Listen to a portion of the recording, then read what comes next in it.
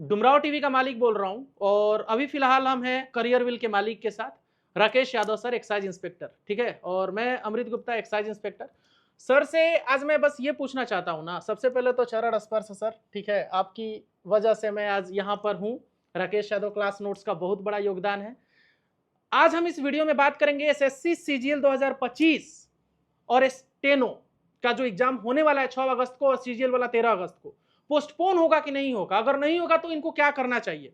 बहुत सारे हमारे भाई हैं ना, बिहार से हैं, यूपी से हैं, मोस्टली बच्चा वही है जो तैयारी करता है, मेंटली परेशान हो चुका है सर, दिन कपाट भर भर पढ़ाई चुका कर होता रहा है फालतू की टेंशनों को ले लेके। आज इनका एकदम आज दिमाग रिलैक्स कर दीजिए सर, हम इसीलिए आज आए हैं कर इन दे लोगों को। रिलैक्स। हाँ हाँ, एकदम कर दी सर गुरुजी। देखो, सबसे पहली चीज तो एक बात सारे बच्चे ध्यान से सुनो।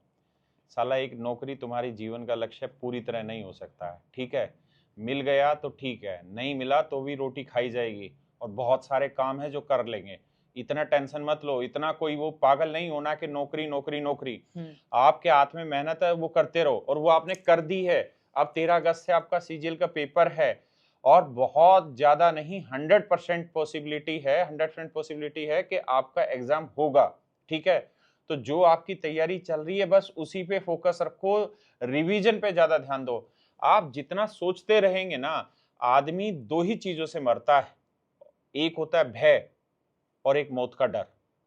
आप हारने का डर, जिसे हम कहते हैं रिस्क ऑफ फेल्योर, उसको छोड़ दीजिए और हारने को छोड़ दीजिए।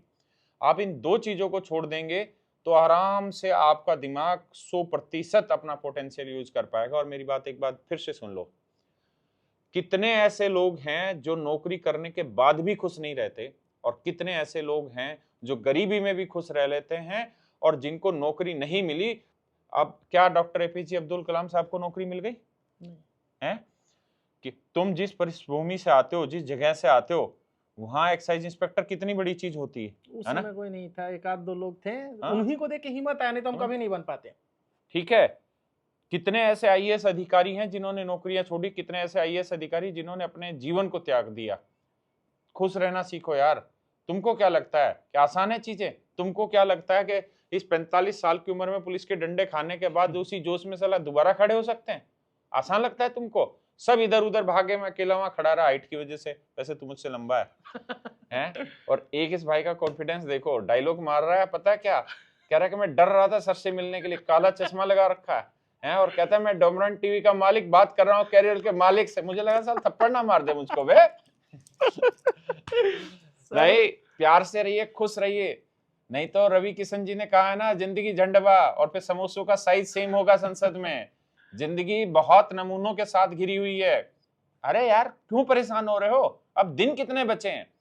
देखो, अब जो तुम टेंशन लोगे उससे क्या होगा कि जो की हुई मेहनत है वो धीरे धीरे वापसी होने शुरू होगी। और अब अगर खुश रहना सीखोगे तो भाई साहब ये मेहनत बढ़ती चली जाएगी। मैं इसी एटीट्यूड को लेता हूं और मैं इसी एटीट्यूड को अपने साथ जीवन में रखता हूं। हमारे साथ जो भी आंदोलन में हुआ, अपने को तो रत्ती भर फर्क नहीं पड़ा यार, हो गया एक दिन के लिए। माँ बाप कितना पीट देते थे यार हम लोगों को, पड़ी थी सर। साला हम ही तो रह गए थे। अच्छा। बाकी सब तो इधर उधर सब भाग गए थे, और नीतू मैम को पकड़ लिया था। मैं, नीतू मैम, कुछ नवीन सर थे, ये लोग थे। नहीं, नवीन सर ने तो ये देखा कि राकेश सर अकेले पड़ गए और इनको तो बेचारे को लपेट लिया जाएगा, तो उनकी हिम्मत है यार, वो बस में भाग के आए। अच्छा, आपके लिए? हाँ, मेरे लिए आए आरडब्ल्यू वाले नवीन सर। उन्होंने देखा राकेश सर तो पेले गए यार। तो वो भाग के आए, उसके बाद फिर उनको पिला गया, फिर मैं शांति से बैठ गया। फिर आवाज से नहीं सर आए। दोस्त होना चाहिए लाइफ में। नहीं, आज यार प्यारे टीचर है, मैं मजाक कर रहा हूँ, अच्छे टीचर है, इतना कोई किसी। अरे यार एक बात बताओ, साला गरीब परिवार के बच्चों के 2-3 थप्पड़ पड़ भी गए तो कौन सा मतलब तोमस टूट गई है? कोई फर्क पड़ा? अच्छा, पड़ जाने का एक फायदा है कि आप, अगर आपके दिमाग में थोड़ी बहुत भी गर्मी होती है तो शांत हो जाती है। ये बात है सर। अच्छा ठीक है, इनका एग्जाम होगा। हाँ। एग्जाम के दिन अनएक्सपेक्टेड अगर पेपर आ जाता है, ठीक है, इनका माउस भी काम कर रहा है, सब कुछ सही है, अनएक्सपेक्टेड पेपर जैसे आजकल आ रहे हैं, ये लोग कैसे डील करें? आउट ऑफ सिलेबस भी क्वेश्चन तो डमरान टीवी के मालिक एक बात बताओ हमको, अनएक्सपेक्टेड पेपर केवल एक के लिए आएगा कि सबके लिए आएगा? सबके लिए आएगा सर। साला यही तो प्रॉब्लम है बच्चे का, वो यही तो नहीं समझ रहा है।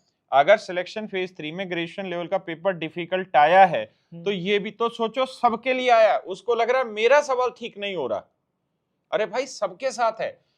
सोचो, पेपर अगर सामान्य आया तो दिक्कत है, पेपर मुश्किल आया तो अच्छा है, पढ़ा हुआ बच्चे के काम आएगा। आप लोगों ने मेहनत किया हुआ है, आप लोगों को काम आएगा। और एक सीधी सी चीज है ना, मेरे गुरु ने एक बात कही है ना, विकास दिव्यकीर्ति जी ने, क्यों सोचें कि क्या होगा आगे, वही होगा जो मंजूर खुदा होगा। तुम भी लफे मार रहे हो चश्मे पहन के, कुछ और नहीं तो तजुर्बा होगा। डोमरन टीवी के मालिक, याद आ गया। हो गया। एक सेकंड, नहीं, कंटिन्यू रखिएगा। तो अपना बेस्ट देकर के आ जाना है। अगर पेपर कैसा भी है, तुमको जितना आ रहा है उसमें अपना बेस्ट दो, फंसो मत कहीं पर भी। एक क्वेश्चन पे टाइम तुम वेस्ट मत कर दो। सच बात है। एक बात हमेशा ध्यान रखना, जो शुरुआती मुश्किलें होती है ना, उससे एक बार लड़ लोगे ना, शुरुआत के 4-5 सवालों में कॉन्फिडेंस बनाए रखना। और एक बहुत अच्छी रणनीति बता रहा हूँ, 1 गो 2 गो 3 गो, यानी फर्स्ट सेकंड थर्ड, ये राउंड लगाया करो पेपर में। पहली बार में जो आसान आसान उसे लपेटो, सेकंड टाइम में जो थोड़े और रह गए थे उनको लपेटो, इस तरह से करो। और हमेशा ये बात ध्यान रखना कि तुम्हारे लिए ना कोई चीज डिसाइडेड है। तुम कितने भी ब्रिलियंट होंगे ना, और तुम्हारा फिर भी एग्जाम नहीं निकल रहा है, तो इसका मतलब तुम्हारे लिए कुछ डिसाइडेड है। विकास दिव्यकीर्ति सर, आप जानते हैं यूपीएससी में उनको आईएएस नहीं मिला था, अलाइड सर्विसेज मिली थी। अगर वो निराश हो जाते उस दिन कि मेरा यूपीएससी में सिलेक्शन नहीं हुआ, तो आज भाई साहब लाखों आईएएस नहीं बनते या लाखों अधिकारी नहीं बनते उनके पढ़ाए हुए। मेरी बात समझ रहे हैं? इसलिए सबके लिए सब कुछ सोचा हुआ है। तुम्हें पता, अमिताभ बच्चन एसएसबी में फेल हो गया था, मैं भी फेल हो गया था उसी में। तो अगर अमिताभ बच्चन उस दिन ये सोच लेता कि साला जिंदगी झंड बा और कर देता, तो जया बच्चन का क्या होता रे हैं?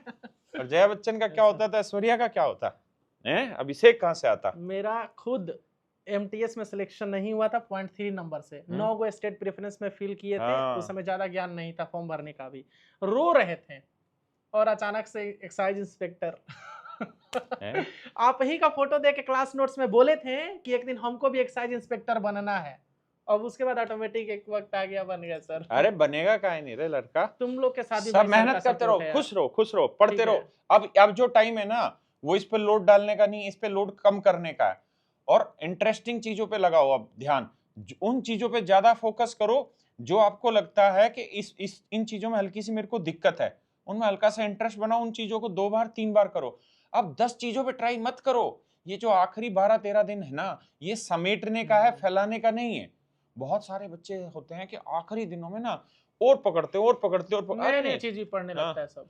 तुम कैसे कर लिए सिर्फ उसी क्लास नोट्स 200-300 पेजों से सिलेक्शन? 100% एकदम वही था केवल सर। पता है, जिसने लिमिटेड कंटेंट पे पकड़ बना दी ना, अभी भी तुम 80 क्वेश्चन अगर टाइम एंड वर्क के कर लो ना पुराने वाले, मैं गारंटी से कहता हूँ साला एक सिंगल क्वेश्चन बाहर आ जाए तो मेरा नाम बदल लोग नहीं विश्वास करेगा, यही दिक्कत है। इसीलिए मतलब एक होता है ना कि वो 80 क्वेश्चन कर ले, प्रीवियस ईयर सारा कर लो, उसके अलावा तुम क्या ही वो लोग पूछ देंगे टाइम एंड वर्क में। पता है, आज के टाइम में बोलते हैं ना रील वाला टीचर, मुझे लगता है रील वाले बच्चे हो गए। हमको यही लग रहा है, रीलवा बच्चा हो गया। इनको सिर्फ रीलें देखनी है, इनको फालतू पेशेंस रखो, हो जाएगा काम। और हमेशा सर की तरह डाउन टू अर्थ रहो। आज सर 12-13 हजार करोड़ के मालिक हैं, लेकिन फिर भी साला क्या कह रहे बे 1200 करोड़ तेरा, अच्छा 12,000 करोड़, तू 10% दे दे मुझे अब। नहीं सर, मतलब 5,000 करोड़ मान ले सर। अरे कहाँ से रे? मतलब सोचो कि कितने बड़े सर रुपया नहीं है दिल्ली में। आज कौन नहीं जानता है सर को, लेकिन फिर भी देख लो भाई, मैं इतना कंफर्टेबल हो गया सर के साथ, जबकि डर लग रहा था कि राकेश यादव सर एक बड़ी हस्ती, पता नहीं मिलने भी दिया जाएगा कि नहीं दिया जाएगा। एक बात बोलूं, अगर मेरे पास 12,000 करोड़ होते ना, तो मैं भी अभिनय सर की तरह बाउंसर लेके होता वहां पे, पुलिस से पेट नहीं रहा होता। ठीक है बेटा, टाटा टियागो में घूमने वाला हूं सर। वो पिटने की बारी जब आती तो पिटने के लिए भी बाउंसर रखता है।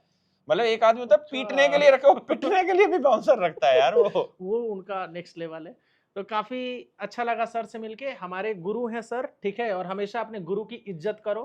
ठीक है, ऐसे बैठा हूँ यार, मतलब अब तुम सोच के बताओ कि ये मुझसे डर रहा था है? इसको लगता है या किसी को भी लगता है कि मुझसे डरेगा? मैं जितना खुश रहता हूँ, और मतलब मेरे साथ जो आता है मैं उसको, अच्छा कैरवेल में जितने टीचर हैं, चाहे अभिनय सर हो, गगन सर हो, गोपाल सर, जयदीप सर, तुम्हें लगता है इनके चेहरे को देख के कि ये दुखी होंगे? नहीं, जब आते हैं तो पेट दुखा देते हैं हंसा के हम। सो सीजीएल का एकदम प्रिपरेशन अच्छे से करो, बाकी स्टेनो वालों जो पेपर होगा ना उससे भी पता चलेगा कि क्या चीज़ें सुधार हुई है। परेशान मत रहो, सर की तरह हमेशा खुश रहो। Thank you so much.